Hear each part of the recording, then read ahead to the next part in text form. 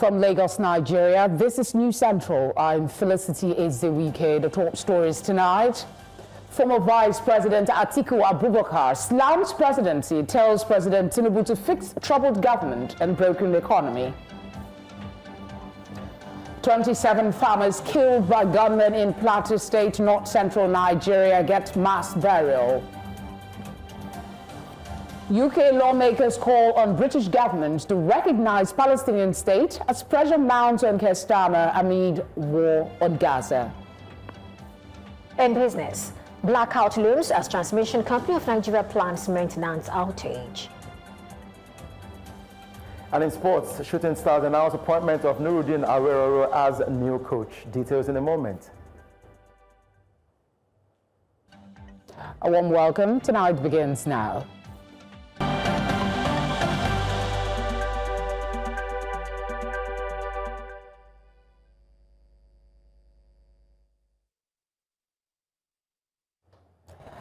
Former Vice President Atiku Abubakar has taken a swipe at President Bola Tinubu and the ruling All Progressive Congress APC, accusing them of meddling in the affairs of opposition parties. He warned that the president should instead tackle Nigeria's worsening economic and security problems. Paul Ibe, media aide to Atiku, spoke in a statement following Tinubu's latest stroll of the African Democratic Congress ADC during the 14th APC National Executive Committee NEC meeting. The statement alleged that President Tinubu was using government resources and institutions to destabilize opposition parties, describing his actions as a desperate attempt to push Nigeria towards a one-party state. According to the statement, Tinubu is overly focused on securing re-election in 2027 while ignoring the daily struggles of ordinary Nigerians. Still on party politics, founding fathers and leaders of the People's Democratic Party, PDP, met in Abuja, Nigeria's capital, to deliberate on ways of addressing the party's recent decline following a wave of defections. They say that there is a need to chart a new course for the party and end the crisis rocking the party, which has been ongoing for months. News Central's correspondent Sumaya Abubakar reports. It was a high-level consultative meeting convened to address what party leaders say is an urgent threat to the PDP's survival, the recent wave of defections. From founding members like Bode George, Jerry Ghana, and Ahmed Makarfi to current governors and lawmakers, the meeting brought together voices pushing for unity and reform. We don't want a weakness, a transformed nation with faith and confidence in itself and distinguished by a culture of excellence in good governance. When PDP is in power, PDP governs well. We don't have to deal issues and engage in unnecessary squabbles or abuses. But certainly, we want to be visionary, to be straightforward and focused. And my own appeal to those of you who are here, before we leave here today, as we go into the next few days, let us agree that leaving PDP is not an option. With 2027 on the horizon, leaders say internal disagreements, poor communication, and weak party structures must be urgently addressed. The PDP National Chairman, Omar Damagun, assured members that efforts are underway to reposition the party. This conference is therefore not a formality, but a strategic requirement. It gives us the opportunity to realign with our core values of discipline, loyalty, inclusive governance, and policy-driven leadership. We have spent too much trying to reconcile. Now we must truly do it and move forward. And I'm happy, having realized that there's a problem, then what next? The next is, how do you go around solving these issues? And I believe with the way things are going, we're on the right path.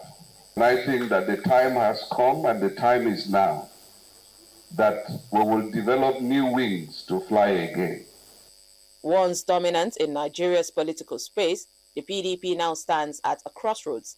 This consultative meeting could signal the start of a long overdue revival or risks becoming yet another missed opportunity as all eyes remain on how the party turns talk into action. In Abuja, for News Central, Sumaya Abubakar.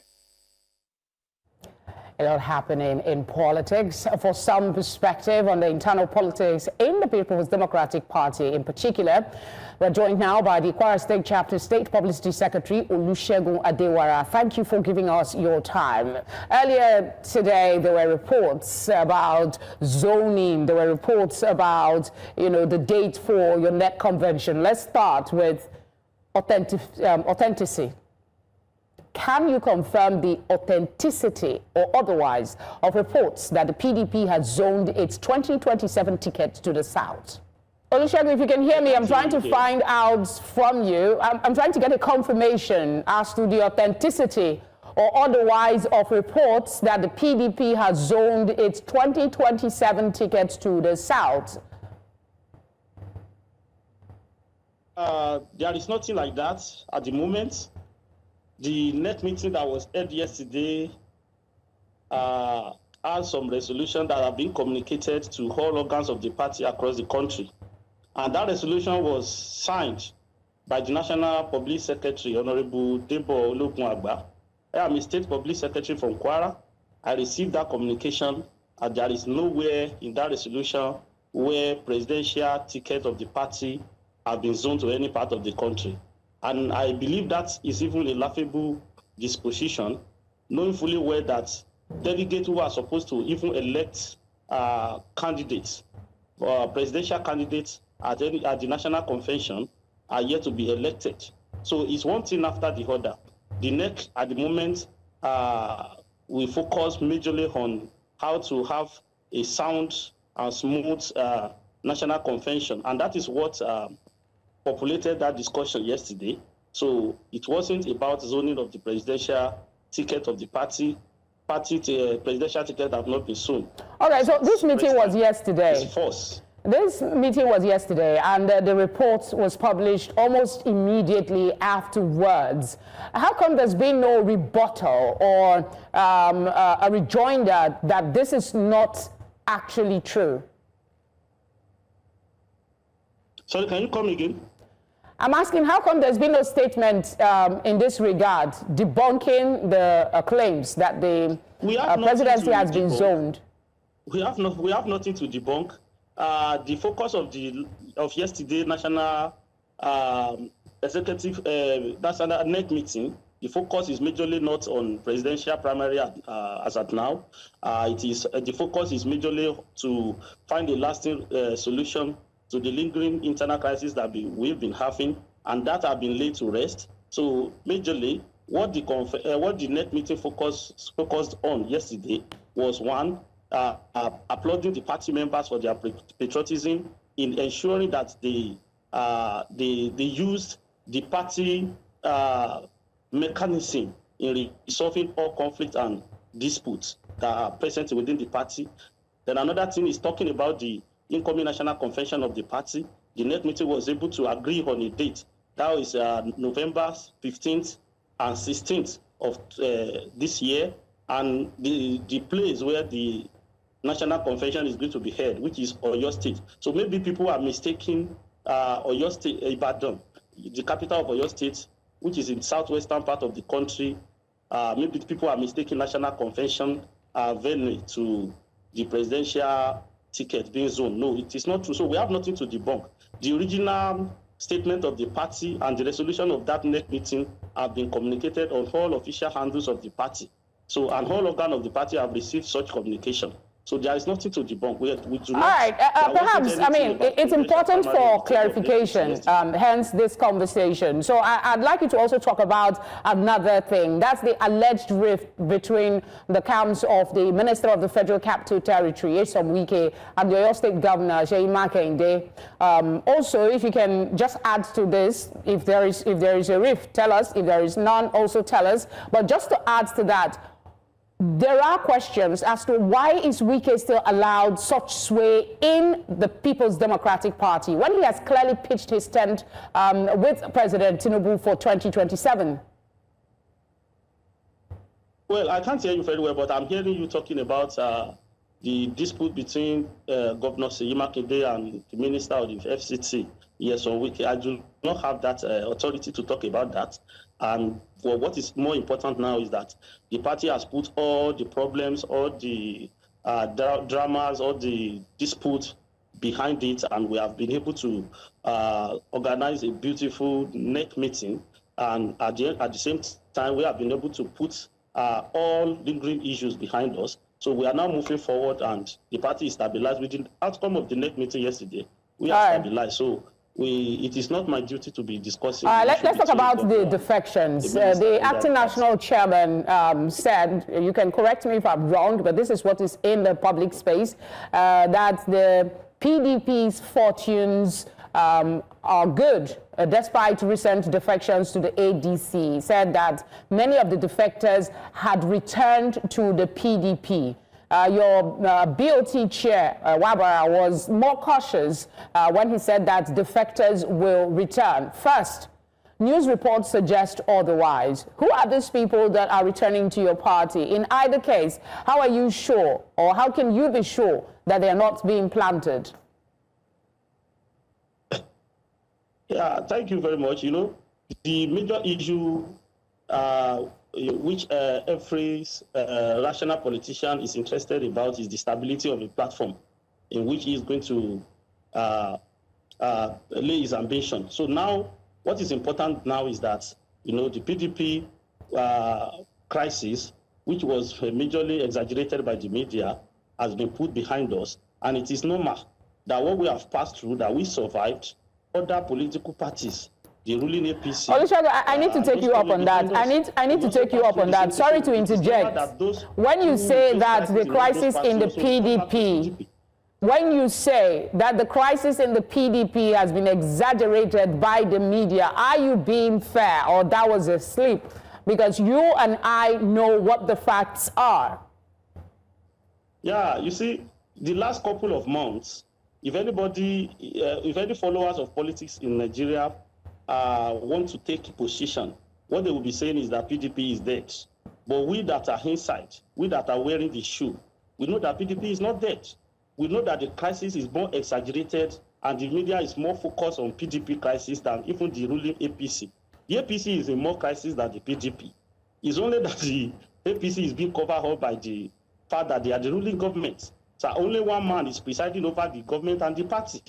You can see the president is the one appointing party chairman for APC. So it is not like that. We have an institution in PDP. And what happened yesterday have showcased that PDP is really ready for governance. So presently, with what has happened yesterday, you will agree with me that all warring factions, all parties that are into dispute with one another, they shelve their personal interest and put the party interest before them and ensure that the next meeting was a success. So, and a lot of deliberation was agreed upon. Resolution came up, and it, portend a way forward for the PDP and Nigeria democracy. All right, that we are the largest party in Africa and Nigeria. We have the grassroots presence to confront the APC in 2027, and we are very sure that we are going to provide that platform for Nigeria. Well, may the best man win, I guess. Thank you very much for speaking with us. Let's go now to security matters. 27 victims of the July 15 killings in Jebu community in Riyom local government area of Plateau State have been buried. Amidst tears, pains, agony and sorrow, family members, friends and community members with government officials gathered to bid farewell to their loved ones 10 days after the attack. My colleague Chizobanyowe, who was at the mass burial, completes this report. Behind me here now are the bodies, 27 of them, the victims of July 15 incident here in Jebu, in Riyom local government area of Plateau State. Their lives were cut short during the incident here. A mass burial organized for them will commence any moment from now. These people have gathered to mourn their dead 10 days after the incident. Loved ones as well as community members also gathered to pay their last respect to these victims. For the lives of these 27 people, the governor has assured improved measures. Like the governor assured Riyom local government, no inch of your land will be taken. government is doing everything possible to ensure that even those lands that have been taken are recovered by the grace of God. I want to call on our security agencies to be firm and to be decisive. Indeed, we have heard of bandits killed in Zamfara, bandits killed in Katsina. What is happening to the bandits on the plateau? While they hope this is the last of its kind, they threaten to resort to self-help. Having known that government is not ready to stand with us, we have to stand for ourselves. We have to reorganize. We have to be sincere to one another. This thing cannot continue like this. These are corpses of innocent people. What did they do? Nothing.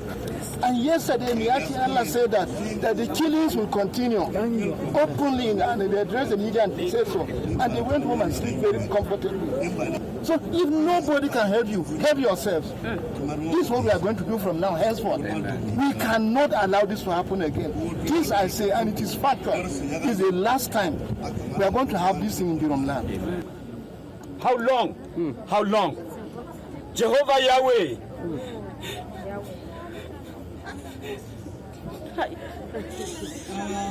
Who can save us if not you? Jesus, it's only you that can save us. We have no any other place to go. We are just like your children, the Israelites. Where do we go? Father, this is our ancestral home. The funeral is over. The cry of these people here is that government and security agencies need to do more to end these killings. In Riom local government area of Plateau State for News Central, Chizoba Anyui. Staying in Plateau State, a tragedy struck on Thursday as gunmen launched two separate deadly attacks in Bokus local government area, leaving at least 14 villagers and a mobile police officer dead. The first incident occurred around 4 p.m. as residents from the Chirang community were returning from Bokus market to Mango village. Eyewitnesses say the assailants ambushed the group, opening fire and killing several on the spot. Earlier in the day, a mobile police officer was shot and killed at his duty post while manning a checkpoint along Richa Road in the same local government area. Chairman of the Community Peace Observers in Bokus confirmed the attacks to journalists in Jos late Thursday night. Coming up tonight, President Tinubu receives class of 1999 governors at the presidential villa. More when we come back.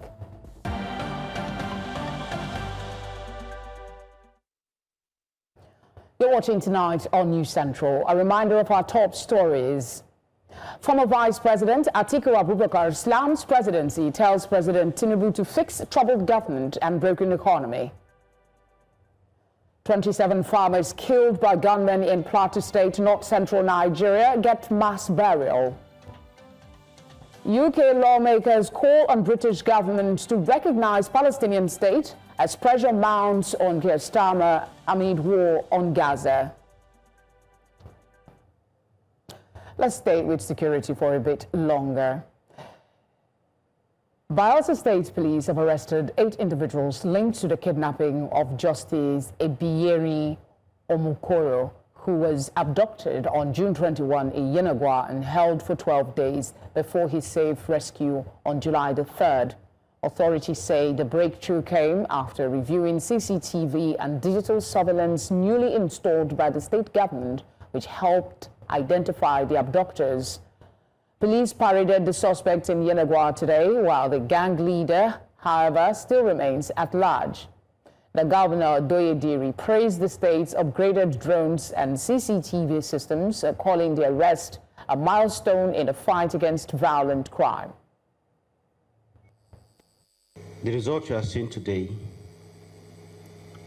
emanated from His Excellency's insistence that we all work together to ensure that Bayelsa is free from acts of criminality. The judge is out. Our cameras actually work. if you come to Bayelsa and commit crime, you will pay. Parading these suspects here who have confessed the crime and admitted to their roles. To other stories now, President Bola Tinubu met with members of the class of 1999 governors at the presidential villa in Abuja. The delegation, led by former governor of Plateau State, Lucky Igbenedion, included prominent figures like James Ibori, the former governor of Delta State, Jolly Iyame, the former governor of Taraba State, Adamu Muazu, the former governor of Bauchi State, among others. According to Igbenedion, the meeting was an opportunity to discuss how the collective experience of the class can be harnessed for national development. Basically about the security and the situation of the nation, the economy, and of course agriculture. The president showed his concern about these various issues that we came to discuss with him, and we also prefer our own solutions about how he can go about bringing about succor to the people, that the people, especially in the rural areas, are feeling the impact of the harsh economy. And he assured us that he's looking into it. We also spoke about the stability of the Naira, which he also addressed appropriately. So we told him that without security, there can be no progress. There can be no stability. And secondly, the economy, of course, needs to be stabilized by ensuring the foreign exchange remains stable and people can afford. But what is most important was, let's create industries, especially cottage industries, that can employ people rather than just giving out palliatives. The Director General of the Securities and Exchange Commission, Dr. Emomotimi Agama, has addressed the perceived delay in registering and licensing cryptocurrency exchanges in Nigeria. He offered the clarification while speaking at the Nigeria Stablecoin Summit held in Lagos. News Central's business correspondent, Perpetua Fasami Peter, reports. The Africa Stablecoin Network hosted its inaugural Nigeria Stablecoin Summit in Lagos, Nigeria, with the theme, Enhancing Adoption of a Borderless Digital Economy. The future would not see us going to incorporate our companies in Delaware or Seychelles. We are going to incorporate our companies here. We are going to run our companies here. We need the environment like we're doing now. We need these gatherings. We need this coming together. So, ladies and gentlemen, it's my privilege to welcome you to the adoption of a technology that's going to redefine the future of Africa and that's going to help us leapfrog from where we are to catch up, and who knows, maybe even take on the rest of the world. Let me directly address some common questions. Are we stifling innovation? The evidence says no. Our regulatory soundboard continues to attract interest from both local and international startups. I want to see a Nigerian stablecoin powering cross-border trade from Dhaka to Dar es Salaam. I want to see a generation of founders who built unicorns under our watch. I want to see global capital flowing into Lagos, into Abuja, into Kano, into Kaduna, into Port Harcourt, on all as stablecoin hubs of global South. This is just finance. The summit brought together enthusiasts, innovators, startups, operators, and founders in the digital assets and payment ecosystem, many of whom showcased their products and innovations, while also highlighting challenges and opportunities within the industry. I feel like people overcomplicate things a lot of times, and that is actually one of the barriers. But like on our side, there's also a lot of barriers from, the user perspective that are mental barriers. And I think all of the things that we're doing now, including all of the, regulatory advances that are happening globally, all of the conversations with, players that already have distribution, I think that is actually reducing that a lot. We're getting users to people to see more ways to utilize cryptocurrency like cash, right? And that helps build trust. So once we have a lot more platforms enabling utility of cryptocurrency or stablecoins, right, in everyday transactions, in everyday trade, right, that same trust will be increased. Stablecoins are going to drive the most effective adoption of cryptocurrency in Africa because of the utility and the solution that stablecoins bring. Meanwhile, in an exclusive chat with News Central, the Director General of the Securities and Exchange Commission disclosed the reasons for the delay in licensing more crypto exchanges in Nigeria. We must get everything right. We don't want to register institutions and later, make presumptions around who they are or what they are. So that's why we're doing what we're doing. We're making sure that everybody that we're going to give our license to is somebody we can actually vouch for. And that takes some time, and that's why we're a bit delayed. One of the highlights of the event was the presentation of awards to winners of the Nigeria Stablecoin Summit NSS Essay competition. I present to you the first prize for having excelled in this essay competition. In Lagos, for News Central, I am Perpetua Fasami Peter.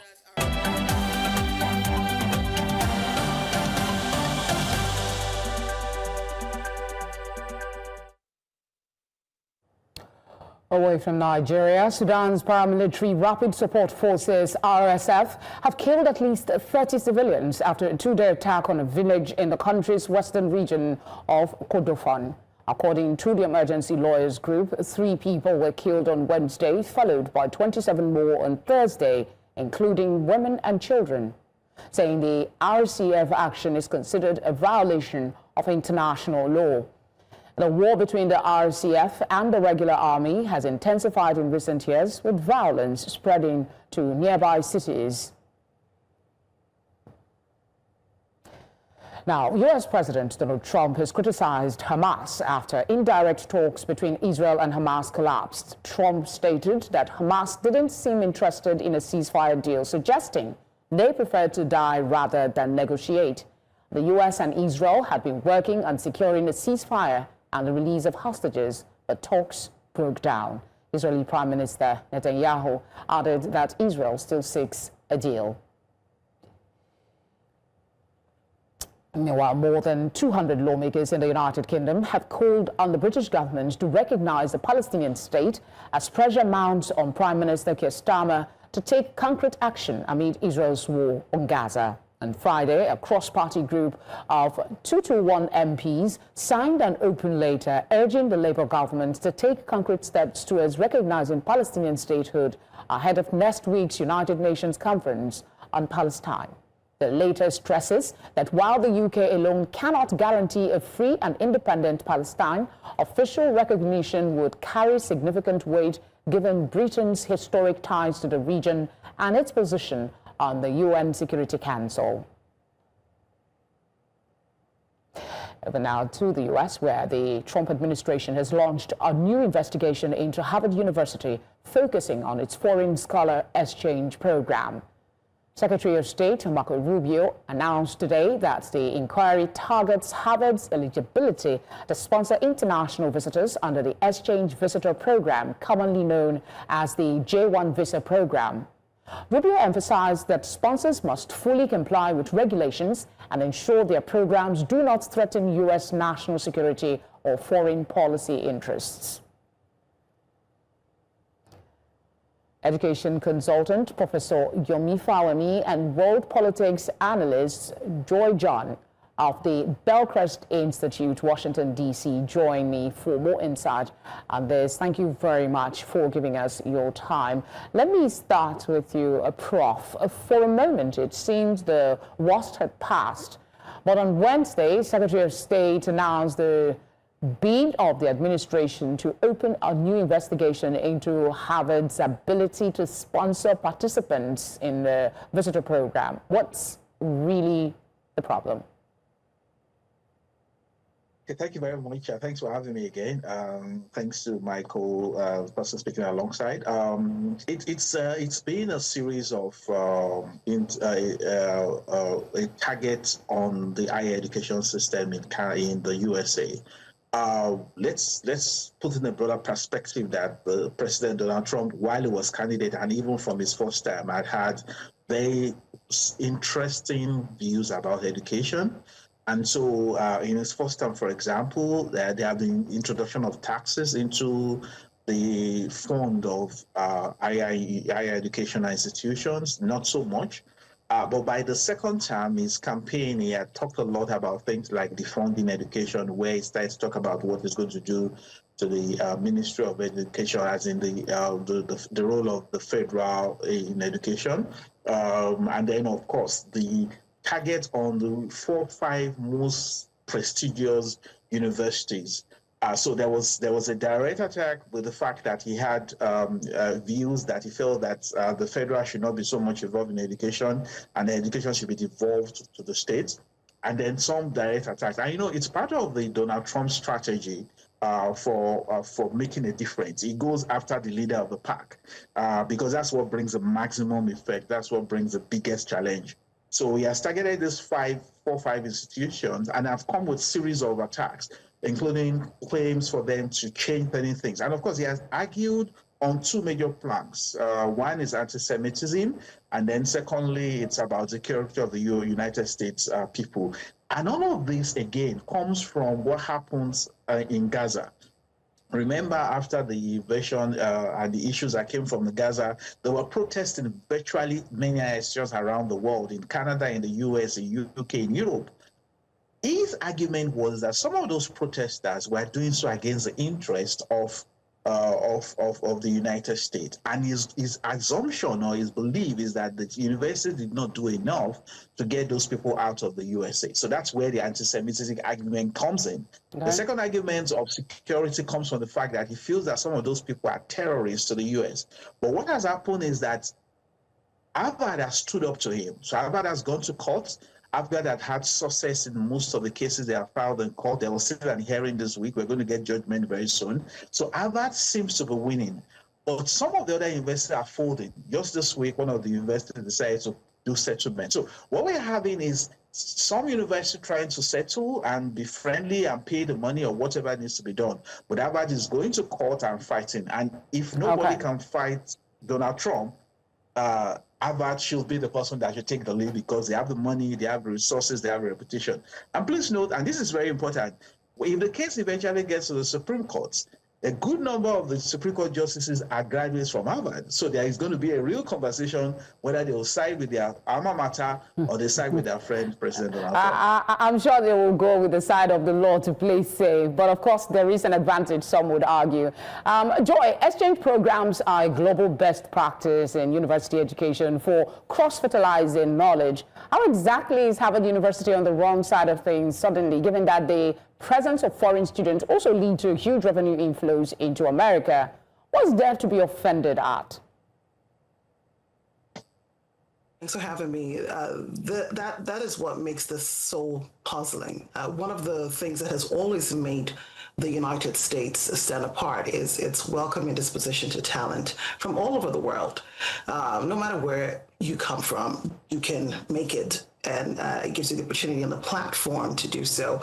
Over the years, it's been this way. It's been a long-standing tradition. We have welcomed bright minds, and in return, they have contributed to research, reputation, and programs here. And exchange programs overall are a big part of that. And over the years, Harvard has had for decades, Harvard has implemented these programs responsibly. And let's not forget that foreign students bring in billions of dollars to the United States coffers annually and also contribute to several programs that we have in several ways. They bring in research, enrich perspectives, and all of that. So I think when a leading institution like Harvard here is being, is being questioned so publicly, I think the concern is not just about this one school. It's about whether we are closing that door, that liberal door, on what has long made American educational system so exceptional.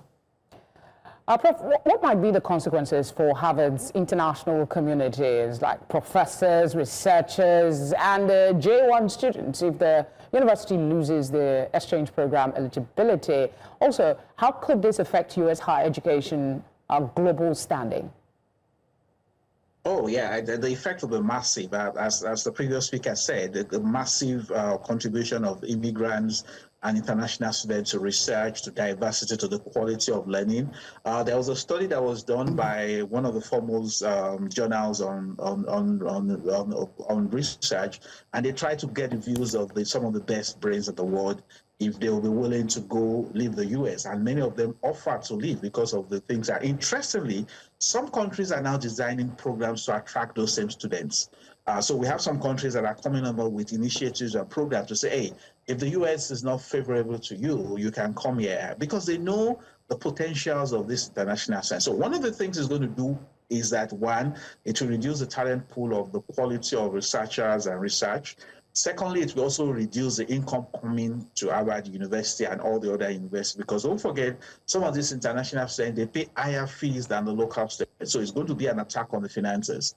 Thirdly, if those universities start to reduce the diversity, then the powers of those universities and their influence start to reduce. You want to think about it. How many people who are going to become ministers and prime ministers and secretaries of states and heads of governments of different countries are there to go to Harvard? So part of what is going to happen is that the soft power, the influence of Harvard, that today, I mean, you remember, for example, in Nigeria, there was a time the Nigerian Governors Forum signed an agreement with Harvard to be training some people in Harvard. Today, we're going to have ministers and everybody saying they want to go to Harvard.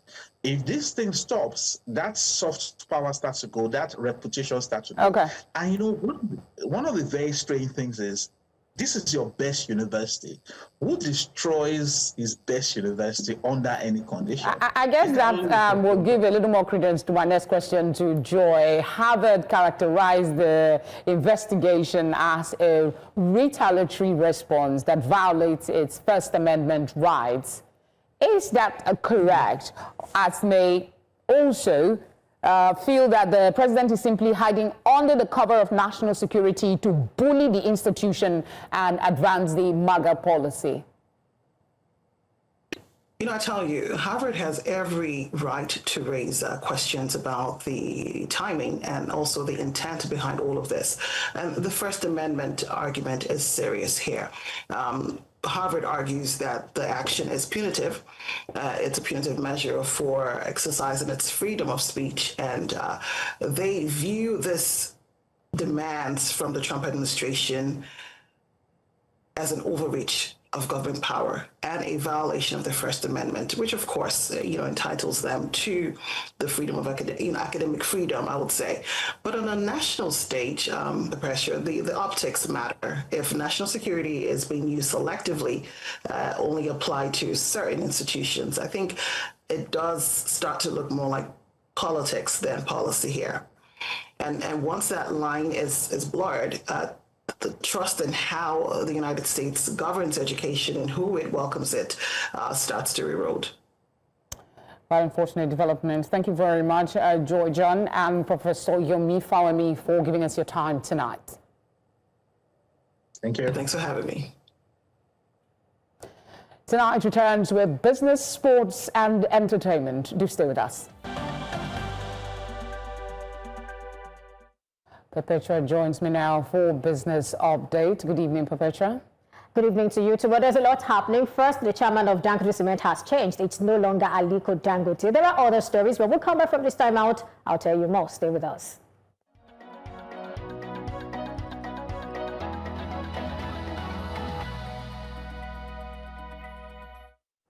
Aliko Dangote has retired as chairman and director of Dangote Cement PLC. This takes effect from July 25, 2025.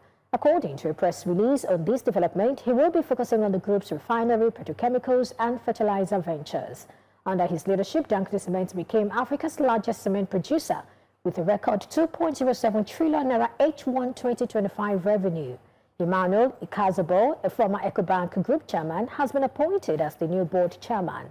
He pledged to drive sustainability, innovation, and staff development.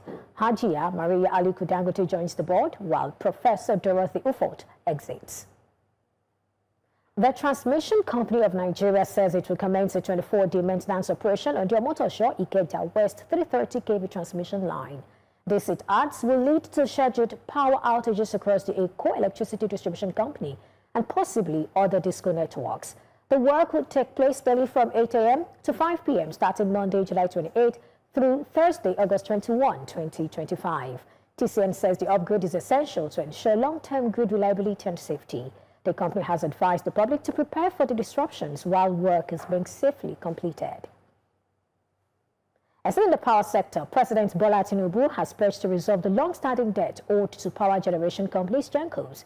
He appealed for patience while the federal government completes verification and validation of outstanding liabilities. During the meeting with Gencos at the presidential villa, Tinubu emphasized transparency and promised a fair audit process. Special Advisor on Energy Oluvirgin reviewed anticipatory approval of a 4 trillion naira bond. The 4 trillion naira bond program to tackle the sector's liquidity crisis, with 1.8 trillion naira already verified by NBED. President Tinubu reaffirmed his administration's commitment to market-driven electricity sector and stable investment climate, urging banks to avoid foreclosures while legacy challenges are addressed. And to the stock markets now, the local bourse maintained its bullish momentum into this week as the NGX All-Share Index gained 2.18% week over week, pushing the year-to-date return to 30.63%. The performance was driven by sustained interest in heavyweight stocks, particularly in cement, consumer goods and banking sectors. Impressive corporate earnings also contributed to the market sentiment. And to Friday's session now, large caps like Presco, MTN Nigeria and Dangote Cement drove today's rally, with every sector riding the bullish wave. And now let's take a look at the numbers. We have it up 94 basis points. The All-Share Index closed another high. I dare say this happens every other day, right? 134,452.93, and market capitalization, another high right there, 85.06 trillion naira. To sectoral performance now, indices fired on all cylinders as all 5 sectors under our coverage closed positive. Now let's begin with the banking space. We can see it's up 59 basis points. We've got advances in Zenith Bank, FBN and UBA offsetting the drag from Access Corporation. This is a good one. And then insurance sector is up 132 basis points. And I must say it had a good showing this week, gaining over 3% week over week. I mean, it's the second performer week over week. Now to oil and gas, 50 basis points up. You can probably thank Orlando for that one. Orlando is up for the second session today. Consumer goods is up 163 basis points. And that, of course, is our best performer for the day. You've got Presco, you've got International Breweries, and you also have Unilever, well, maybe not Presco right there. And for industrial goods, it is up 60 basis points. It finished top on the list week over week with a 4.66% gain. And that's a wrap on business tonight. I am Perpetua Fasama Peter. Tonight continues.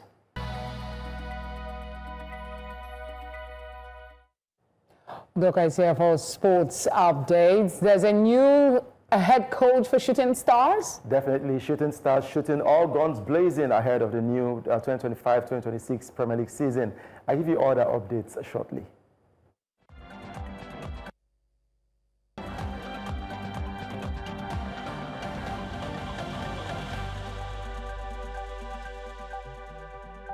Shooting Stars have announced the appointment of Nuruddin Aweroro as their new head coach ahead of the 2025-2026 Nigeria Premier Football League season. Aweroro takes over from Gbenga Ogunbote, who was sacked by the club's management this week. The young tactician left his role at Ikorodu City to take charge of the Oluyole Warriors, who finished 8th last season, prompting a full overhaul of the technical bench.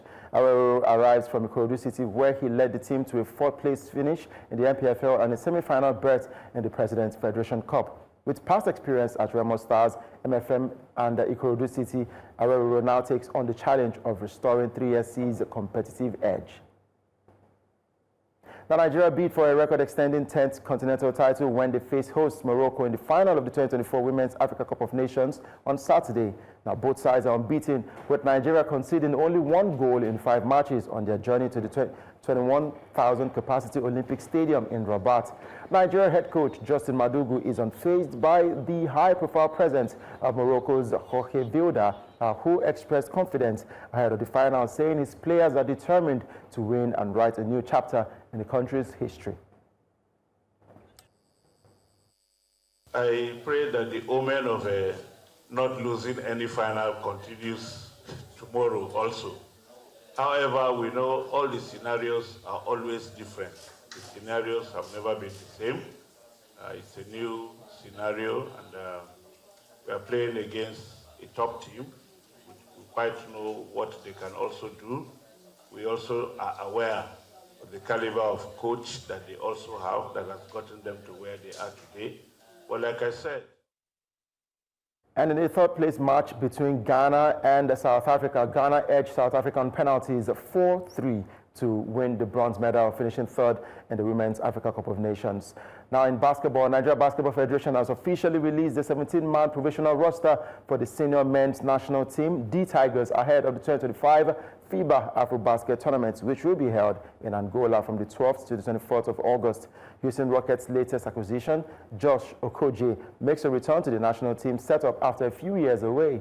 The ex-Phoenix Suns guard represented Nigeria at the 2019 FIBA Men's Basketball World Cup in China and at the Tokyo 2020 Summer Olympic Games in Japan. 2025 Basketball Africa League winner Caleb Agada, who plies his trade with Libyan franchise Al Ahly Tripoli, is among the elite players who have been called up. And that's it on Sports Update. I am Udoka Njoko. The news continues shortly.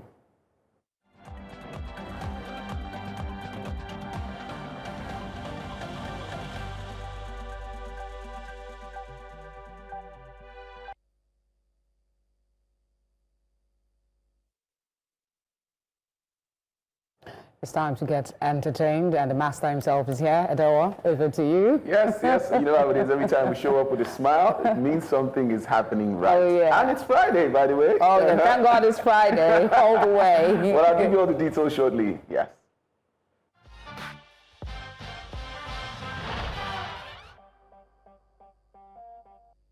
Now, let's talk about the exciting news in the entertainment space as Tems is making serious waves. The Nigerian star just became the best-selling female African artist ever, with over 25 million units sold worldwide. Woo, that's huge. Since her debut in 2018, she's outplaced icons like Angelique Kidjo, Tiwa Savage, and Yemi Alade.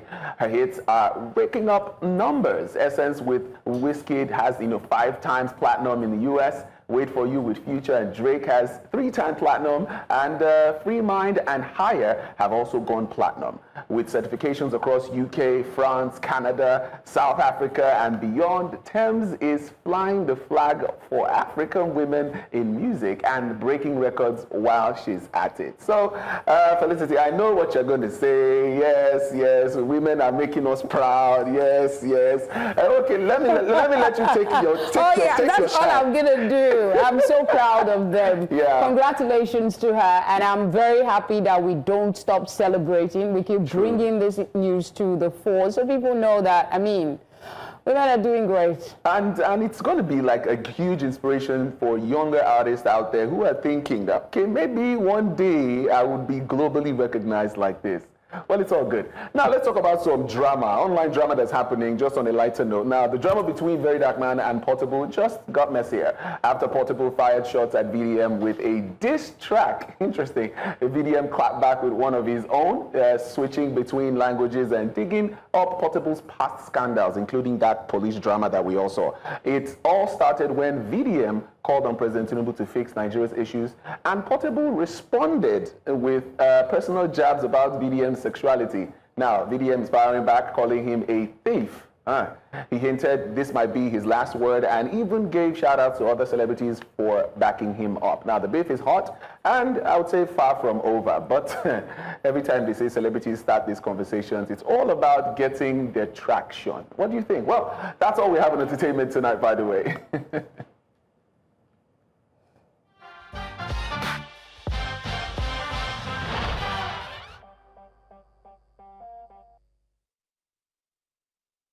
And that's the news tonight. But before we go, here's a reminder of our top stories. Former Vice President Atiku Abubakar slams presidency, tells President Tinubu to fix troubled government and broken economy. 27 farmers killed by gunmen in Plateau State, north central Nigeria, get mass burial. UK lawmakers call on British government to recognize Palestinian state as pressure mounts on Keir Starmer amid war on Gaza. Listen your eyewitness reports to the number showing now on your screen. You can follow us on social media to do that as well. We are at News Central TV. You can watch live on DSTV channel 422, GoTV channel 23, Star Times Channel 274, Avo TV, and on YouTube. Many thanks as always for watching. Have a good weekend, and I'll see you on Monday.